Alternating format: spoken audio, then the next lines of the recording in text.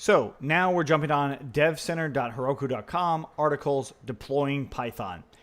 You could also just type out Django Heroku, and I believe that will actually come up. It's getting started with Heroku with Python. Nope. Deploying Python and Django apps. Yes. That's the one that we actually want. So we can go here step by step to have all of these things working. Notice it talks about various things that have to be installed. We've already done these things, so we don't have to worry about that. Their overview, the requirements.txt, that is that same file that we were working with here, but we need to make sure that we have our own in our app as well. But I want to just quickly look at what's going on with them. They have their virtual environment. We already did that. We want to make sure we have our app dependencies. That is something else that we're going to have to add in here. And then we also want to have a proc file. And yeah, so we just need to come down. There's really not a whole lot going on here. So let's go ahead and add in our requirements text. So I'm going to do it one level back where src is. And I'll do pip freeze and then requirements.txt. Make sure that's spelled correctly, otherwise there will be errors later. And I'm going to do nano proc file. If you're on a Windows, you can actually just go into Sublime Text and do like create a new file, save it as, and then if you go into your desktop, into the cur, you can just write your proc file in here. This file will also be in the GitHub repository for the final Heroku going live stuff, so it will be on our GitHub repository as well. Now, the proc file does not have an extension. It's just proc file, not procfile.txt, but just proc file.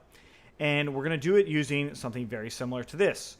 So I'm going to come in here into that proc file and save this right here.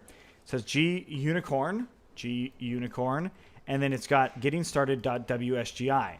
Now, getting started is not the name of our project. The name of our project is cur. So we're going to have to change that to being something different. I'm going to say cur.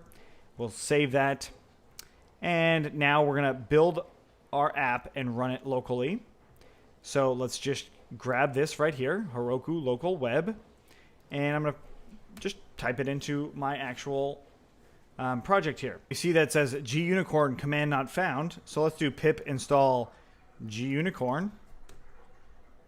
Seems like that worked. So let's do pip freeze again into requirements.txt. And let's run the local web again. And I ran it, and it says no module name cur.wsgi. So let's see what's going on with that. So we've got cur here, and our module is wsgi. So that is correct, except the way it's actually written out. So let's actually bring it back and open up that proc file again. And this should be it right here. Let's try src.cur.wsgi and try that again. And we're still getting an error, right? So no module name src. So let's actually change where the proc file location is into our Django project versus inside of the root of the virtual environment.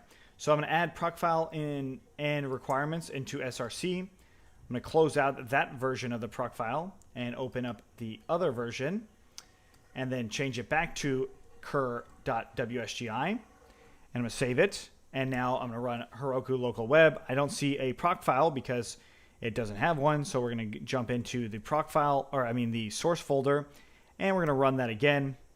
And now it's saying no env file found. We'll worry about that in a second. But it looks like our project is actually running. So let's take a look. Let's see where it runs. So it says it starts at here. Let's try localhost 5000. Although our project is saying localhost 5000 here. It's just slightly coming up a little bit different than our other one. So I'm going to go ahead and open that up on Chrome. And we've got site cannot be reached. So let's try 127.0.0.1 8000. It's possible that we're getting redirects going on here. Oh yeah, definitely have redirects because it's redirecting automatically because of how our site works. So let's open up our site. I'm going to add the folder to this project. And again, if you've already done this stuff, it's okay. I'm going to go ahead and open up the src, like meaning if you're using the other project itself. And I'll save this project as inside of the virtual environment. And that's cur. That's Sublime project. Okay. So let's handle our URL redirect stuff. It's redirecting it to our default redirect URL. So let's go into our settings and change what our default redirect URL is. And right now it's tur.com/8000. Let's try /5000 on both of them. So for the host as well as the redirect URL. And we go into 5000 now. And there we go. So now our project is actually running using the Heroku local web file. We'll have to find out what this no env thing is later. But the rest of it is working. So we actually have our project working, and we can do another.com or whatever, and this will actually run as expected.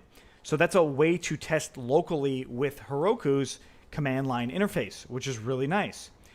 So now what we need to do is actually make our project a Git project, and that's something we'll do in the next one. If you have any questions on what we did on running this locally, let us know. Otherwise, let's keep going.